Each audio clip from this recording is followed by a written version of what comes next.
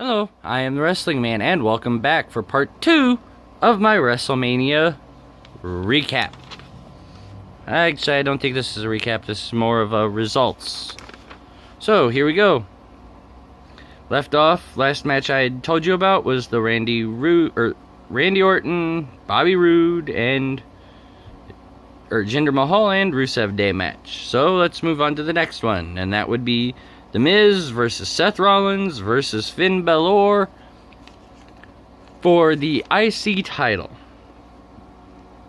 And oh man, this match has been largely The Miz from the start. Like, there were bits by Balor and Rollins. Balor, of course, misses one attempt at the 1896. We have, 1, 2. Oh, look, a kick out. Let's see. The Miz eats a buckle bomb, only to get hit by an SCF. All three men down, and eventually the winner is Seth Rollins, which, holy cow, I did not actually see that coming at all. Like, that was a match that I was actually thinking that Finn Balor was going to win because of the fact that they've been making him look so dominant and strong lately. So, we'll see how the rest of this plays out from here. Next match I looked up, Ronda Rousey and Kurt Angle versus Triple H and Stephanie McMahon, or as the Woken one would say, McMahon.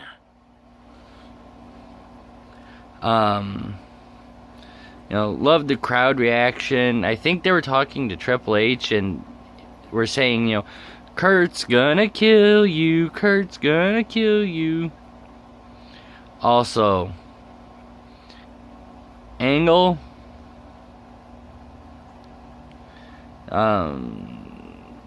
missed a step or two. Of course, we had a little bit of a spine on the pine moment from Triple H. That's right, a spine buster.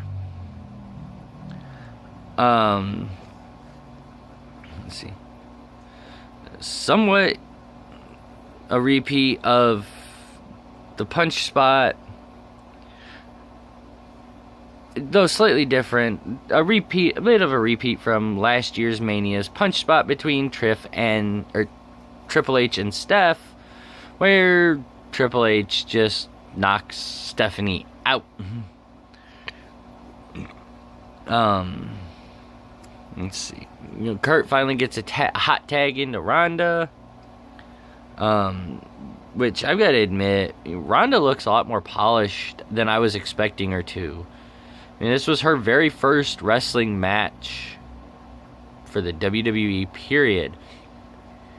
And unless she was trained by some legendary trainer, I don't think she's ready yet. But what do I know? I'm just a smark. Let's see.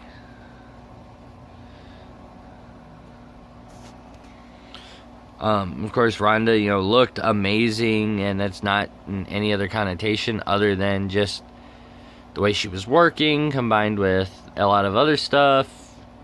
It really was working for her. At some point, Steph ends up outside of the ring, Ronda ends up inside the ring with Triple H, and decides, hey, Triple H, let's go. Come get these hands, as Braun Strowman would say. So what happens? Well, we see Ronda has quite good selling. We see Ronda really use a small variety of moves, but her finisher, though, just all the ways that she's able to pop in that armbar, and eventually that's going to break your arm or whatever.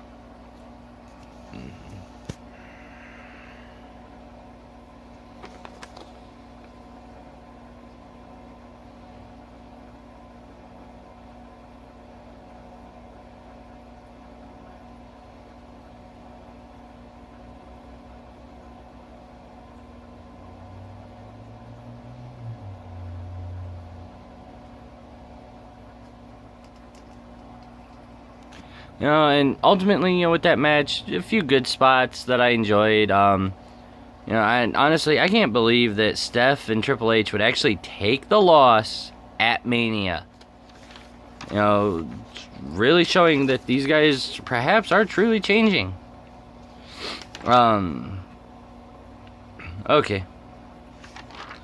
So we're down to the last 3 fights. We've got Charlotte Flair versus Asuka. And just in general, the fact that Asuka lost, I'm surprised. I mean, they've been pushing her all for the last few weeks, making her look really strong in any encounter she has with Charlotte. Of course, there's that bit of good sportsmanship there at the end between Charlotte and Asuka. Just going to show you that even in the business, even if you hate the other person in the ring, there's always a certain level of professional respect involved. And of course, let's not forget Asuka and her lovely, lovely little hip attacks. At one point, bouncing Charlotte right off the guardrail. Again, the match, just, I feel it was overhyped, as it seems to have been the case with the entire pay-per-view. I mean, hell, I started off watching the AJ Styles Shinsuke Nakamura match and woke up at the very end of it when Shinsuke starts attacking AJ. Well, at least I know that Shinsuke got at least one knee-to face in. Which I'm wondering what they're going to do doing this Shinsuke heel turn now. And finally, the last match, of course. Roman Reigns versus Brock Lesnar. Loved the whole thing. Loved, you know, Lesnar's early offense. And apparently Lesnar is not going to be leaving the WWE. At least that's what it would seem on paper. Unless Vince, of course, made another stupid mistake. And yeah, we'll have to wait and see what they say on Raw. And of course, Lesnar with his little suplex city, bitch. Reigns almost eating an F5 to the ring post. There was a few good spots. That knee, though, from Lesnar. Just that frustration. Oh, come on. Enough with the false finishes. Like, this match just was false finish after false finish. I mean, in the end, Lesnar hit 6 of the Germans and 6 F5s before finally winning.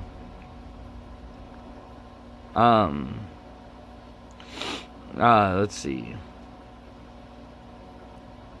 Of course, Lesnar, out of frustration, at one point you hear him shout, "Mother effer!" And I'm just curious. I know technically blading is prohibited in the WWE. Unless, of course, you're probably like Bret Hart, who can freaking blade and nobody knows it. Because you don't even know where the blade came from, let alone where it went to. Let's see. And, you know what? Just Lesnar wins. 6 F5s and 6 Germans. That's what it took to put Reigns away. And that was my take on WrestleMania 34. And if I sound a little tired, I am. I had issues sleeping last night. So, we'll see how I feel later on today.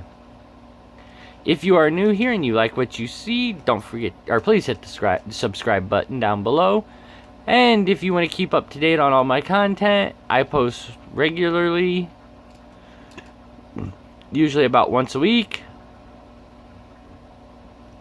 And yeah, so we've got the Mania results, but click the bell icon to start or to get notifications, as well as turning on or rather, liking, commenting, subscribing, all that stuff. That's always fun to do. I know I have fun when I do it. But that's for now. For now. Later to the fam. Bye.